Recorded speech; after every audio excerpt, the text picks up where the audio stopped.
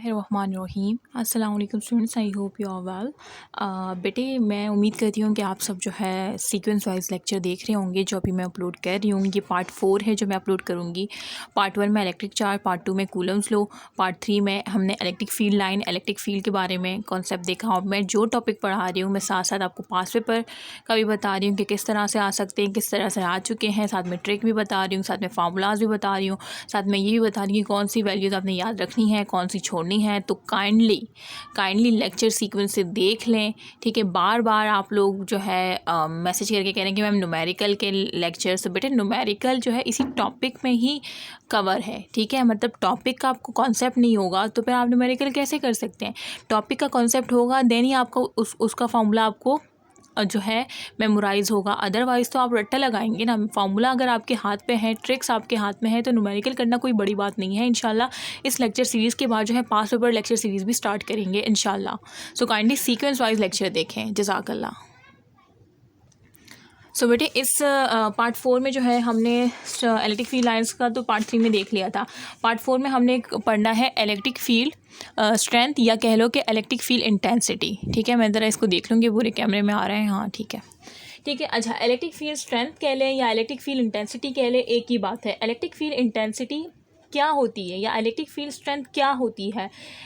Electric field intensity या electric field strength के लिए at any point is defined, उसको हम डिफाइन कर सकते हैं कि electric force per unit charge, कि जो इलेक्ट्रिक फोर्स है ना जो कि एक पर यूनिट चार्ज पे लग रही है, ठीक है, प्लेस एट डेट पॉइंट, वो इलेक्ट्रिक फील्ड इंटेंसिटी है या वो इलेक्ट्रिक फील्ड स्ट्रेंथ है। बेटे इससे पहले मैंने आपको इलेक्ट्रिक फील्ड का बताया था, बल्कि मैंने इस चैप्टर के स्टार्ट में ही आपको बताया था। ये देखिए यहाँ पे मैंने ड्रॉ भी किया हुआ है। मैंने लास्ट जो हमारा थर्ड पार्ट था उसमें बताया था कि जैसे ये एक चार्ज है, ठीक है, कोई भी चार्ज है पॉजिटिव नेगेटिव, ठीक है। अब वो अपने इर्द गिर्द एक फील्ड रखता है जिसे क्या कहते हैं, इलेक्ट्रिक फील्ड, जिसको हमने इलेक्ट्रिक फील्ड लाइन से शो किया, उसकी प्रॉपर्टीज़ मैंने बताई, ठीक है।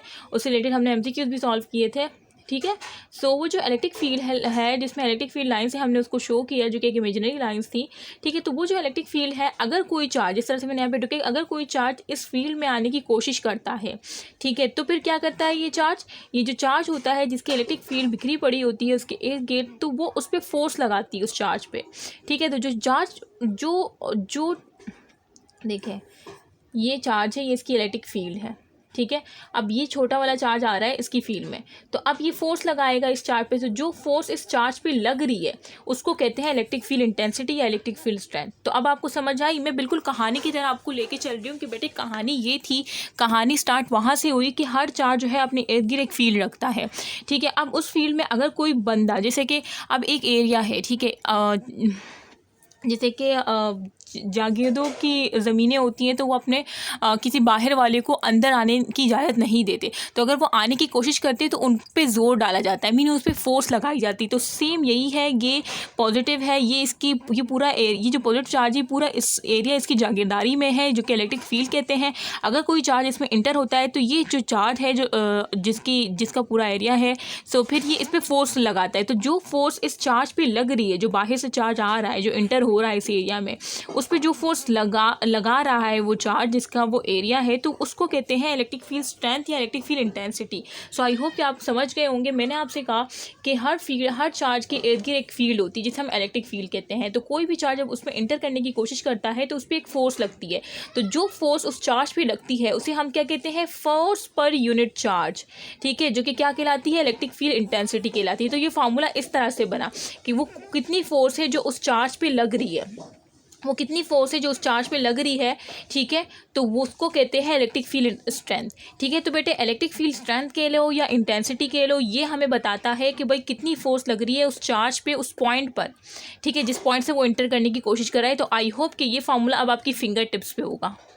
तो देखिए किस तरह से मैंने एक्सप्लेन किया, किस तरह से मैंने कहानी की तरह आपको एक्सप्लेन किया कि आपको ये फार्मूला याद हो गया। अच्छा, electric field intensity is a vector quantity. Electric field intensity कह लो, स्ट्रेंथ कह लो, मैं बार बार कह रही हूँ कि बच्चे इसमें बार बार मैसेज करके पूछते हैं मैम ये क्या है। तो आई होप कि इस लेक्चर के बाद कोई इशू नहीं होगा। तो ये एक वेक्टर क्वांटिटी है, ठीक है। ऐसा यूनिट जो है क्या है इसका, न्यूटन पर कूलम। खुद देखें फोर्स पर यूनिट चार्ज है ना, तो फोर्स का न्यूटन है, चार्ज का क्या है कूलम है, तो न्यूटन पर कूलम। और ये बराबर होता है वोल्ट पर मीटर की। ये आपने याद रखना है अभी के लिए, आगे मैं इसको एक्सप्लेन करूँगी। Unit in terms of base unit, अगर आप इसको बेस यूनिट में लिखेंगे तो बेटे मैंने पहले भी होमवर्क दिया था बेस यूनिट का, एक मैंने आपको करके दिखाया था, इसका भी आपने करके दिखाना है। अगर मैं आपको इसका करके दिखाऊँ तो बेटे बेस यूनिट आप किस तरह से, फोर्स पर यूनिट चार्ज है ना, इलेक्ट्रिक फील्ड इंटेंसिटी। तो आप देखिए फोर्स क्या होता है, एम है, ठीक है, और ये क्यू, तो एम मीन केजी, और ये मीटर पर सेकंड स्क्वायर, और ये क्यू, ठीक है। तो इसका क्या हो गया, अच्छा क्यू को भी आप खोल सकते हैं, जैसे कि आपको पता है कि I is equal to Q upon T होता है ना, तो क्यू क्या है, आई इंटू टी, ठीक है। तो आप इसको इस तरह से लिखें कि ये आई टी है। तो आई क्या है, एम्पेयर, और टाइम क्या है, सेकेंड। तो एक ये सेकेंड है, एक ये सेकेंड, दो ये सेकेंड है, तो ये क्या हो गया, सेकेंड क्यूब हो गया। तो इसको आप लिख सकते हैं, और मीटर का ये sorry KG metre s cube, और ये पर एम्पेयर। देखें ये आ गया है सही बेस यूनिट जो यहाँ पे है, कितना इजी है। तो ये आप खुद निकालें, ये मैंने एक निकाल के दिखा दिया है, लेकिन आपका ये काम है कि आपने इसको दोबारा से करना है, और बाकी दो होमवर्क मैंने पहले भी दिए हैं, ठीक है। अच्छा ऐसा यूनिट मैंने आपको बताया कि यार न्यूटन पर कूलम है इसको, और न्यूटन पर कूलम बराबर होता है किसके, ये जो न्यूटन पर कूलम है ना, ये बराबर है वोल्ट पर मीटर के, ठीक है। ये आपने याद रखना है, इसका कॉन्सेप्ट मैं आगे बताऊँगी इलेक्ट्रिक पोटेंशियल में, ठीक है। अच्छा उसके बाद डायमेंशन, बेटे डायमेंशन भी आपका काम है, ये आपने निकालनी, बच्चों वाले काम है, मैं इस पर टाइम वेस्ट नहीं करना चाह रही बेटे, तो ये आप कर लेना। अच्छा तो ये electric field strength, electric field intensity का मैंने बहुत डिटेल में आपको बता दिया। देन इलेक्ट्रिक फोर्स क्या होती है, force acting on a charge, जाहिर सी बात है वो फोर्स जो कि एक्ट करती है उस चार्ज पे इन इलेक्ट्रिक फील्ड, ठीक है। अब ये इलेक्ट्रिक फील्ड है, वो जो चार्ज अंदर आ रहा था, जो फोर्स उस पर लग रही है, तो ये कह रहे हैं कि फोर्स एक्टिंग ऑन चार्ज क्यों इलेक्ट्रिक, वो यही भाई। अब इसी फॉर्मूले को रीअरेंज करें, तो आप इसी फॉर्मूले को जो फोर्स को निकालेंगे तो क्या हो जाएगा, ये क्यू यहाँ पे डिवाइड में is equal to Q side क्या हो जाएगा, मल्टीप्लाई में हो जाएगा, तो ये क्या हो जाएगा, ई क्यू या क्यू ई कह ले, ठीक है। ये आपके पास फॉर्मूला आ गया। Electric force on a charge only depends, अब जो इलेक्ट्रिक फोर्स होती है ना, ये ऑन अ चार्ज, जो चार्ज पे होती है, वो सिर्फ डिपेंड करती है मैग्नीट्यूड ऑफ चार्ज पे, ठीक है। कितना मैग्नीट्यूड ऑफ चार्ज है और कितनी इलेक्ट्रिक फील्ड है। ये जो फोर्स होती है ना, जो उस चार्ज पे लगती है, जो उसे इंटर होने से रोकती है उस फील्ड में, तो वो जो फोर्स होती है वो उस चार्ज के मैग्नीट्यूड पर, ठीक है, उस चार्ज का मैग्नेट की टू कूलम है, 4 कूलम है, कितना कूलम है, और उस इलेक्ट्रिक फील्ड पे डिपेंड करती है, ठीक है। मैग्नीट्यूड ऑफ चार्ज और इलेक्ट्रिक फील्ड पे डिपेंड करती है। एमसीक्यूज पॉइंट है, आ जाता है कि electric force depends upon both A and B, या इलेक्ट्रिक मैग्नीट्यूड ऑफ चार्ज या इलेक्ट्रिक फील्ड या नन। तो आपने बोथ ए एंड बी पे करना है कि मैग्नीट्यूड ऑफ चार्ज पे भी करती है, इलेक्ट्रिक फील्ड पे भी करती है। बेटे इसी तरह से एमसीक्यूज आते हैं, आप नहीं कर पाते, जिस तरह से मैं करवा रही हूँ, काइंडली इसको सुन ले, ये बहुत इंटरेस्टिंग वे से मैं आपको समझा रही हूँ, ठीक है। वो चीज़ें जो आपको मुश्किल लगती है वो मैं बहुत आसान करके और बहुत इंटरेस्टिंग वे में बता रही हूँ। अगर मुझे एक कॉपी मिल जाए ताकि मैं वहाँ पे ये रफ काम करूँ तो काफ़ी अच्छा हो जाएगा। अच्छा अभी मैं कॉपी लाती हूँ फ़िलहाल, तो अभी ऐसे ही समझ लें, क्योंकि गंदगी तो यहाँ मैं कर चुकी हूँ, ठीक है। देखिए सारा मैंने यहीं पे ड्रॉ कर दिया है, और ये मेरे नोट्स थे, तो मैंने इसको बहुत ज़्यादा, नज़र तो आ रहा होगा ना कैमरे में आपको।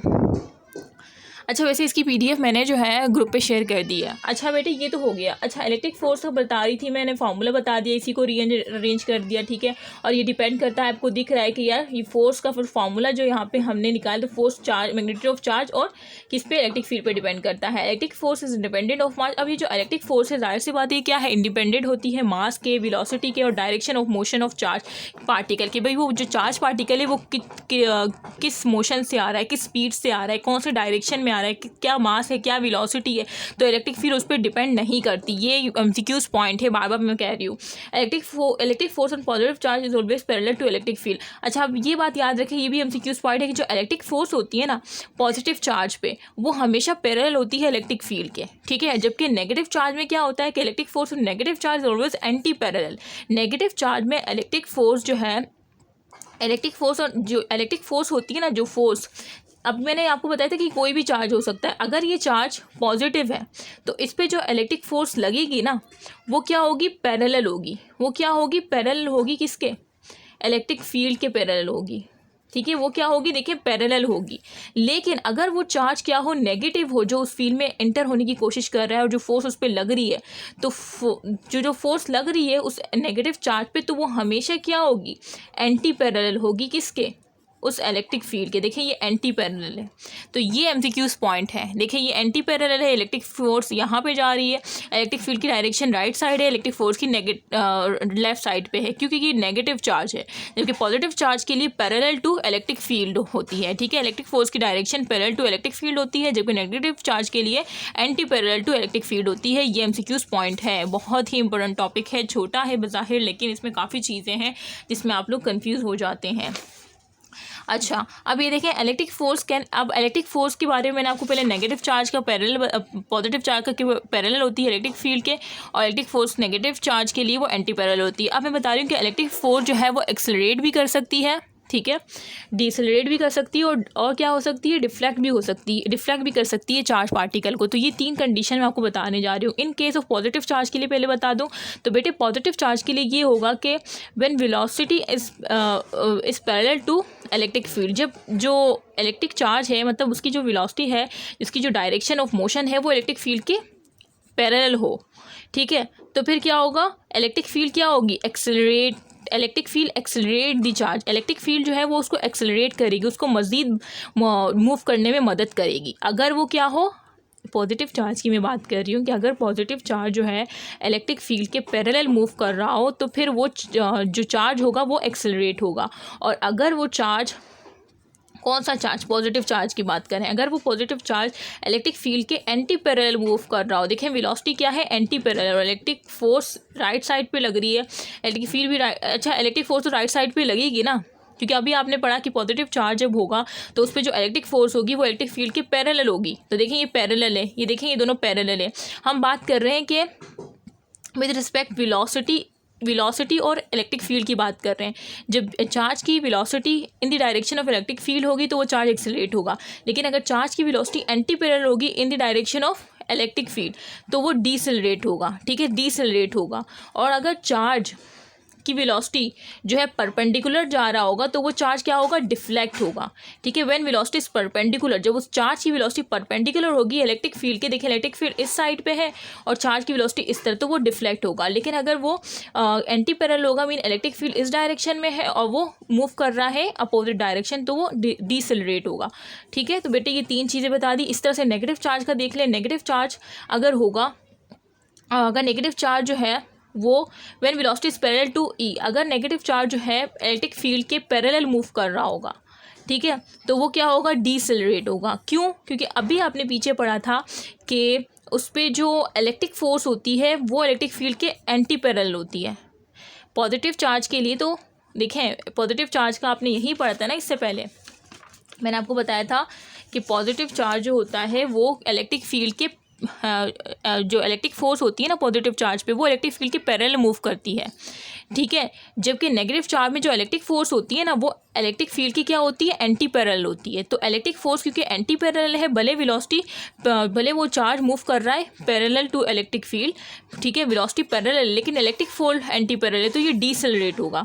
इस तरह से when velocity is anti parallel two electron, जब वेलोसिटी एंटी पैरेलल हो जाएगी, मीन जब वेलोसिटी एंटी पैरेलल होगी, इलेक्ट्रिक फील्ड इस डायरेक्शन में है और वेलोसिटी इस डायरेक्शन में है, और फोर्स भी आपको पता है कि वो भी एंटी पैरेलल ही होती है नेगेटिव चार्ज के लिए, ठीक है, इलेक्ट्रिक फोर्स के। तो फिर ये क्या होगा, ये एक्सेलरेट होगा, ठीक है, और जब वेलोसिटी परपेंडिकुलर होगी तो ये डिफ्लेक्ट होगा। तो आई होप कि आपको समझ आ गया हो। बच्चे इसमें परेशान हो जाते हैं क्योंकि बच्चों का ये कॉन्सेप्ट ही क्लियर नहीं होता जो मैंने यहाँ पे समझाया है। मैंने आपको क्या समझाया कि बेटे पॉजिटिव चार्ज के लिए इलेक्ट्रिक फोर्स जब पॉजिटिव चार्ज पे लगती है ना तो वो हमेशा पैरेलल लगती है इलेक्ट्रिक फील्ड के, लेकिन अगर कोई नेगेटिव चार्ज पे इलेक्ट्रिक फोर्स लगती है तो वो एंटी पैरेलल लगती है इलेक्ट्रिक फील्ड के, ठीक है। तो सेम यहाँ पे जब हमने वेलोसिटी के रिस्पेक्ट से देखा कि कब एक्सेलरेट होगा, कब डिसेलरेट होगा चार्ज, कब डिफ्लेक्ट होगा, तो हमने पॉजिटिव चार्ज के लिए देखा कि जब वो उसकी वेलोसिटी जो है पैरेलल टू इलेक्ट्रिक फील्ड होती है तो वो एक्सेलरेट होता है। अब देखें पॉजिटिव चार्ज के लिए तो फोर्स भी पैरेलल थी और जब वेलोसिटी भी पैरेलल होगी तो ये तीनों एक ही डायरेक्शन में है, वेलोसिटी, इलेक्ट्रिक फील्ड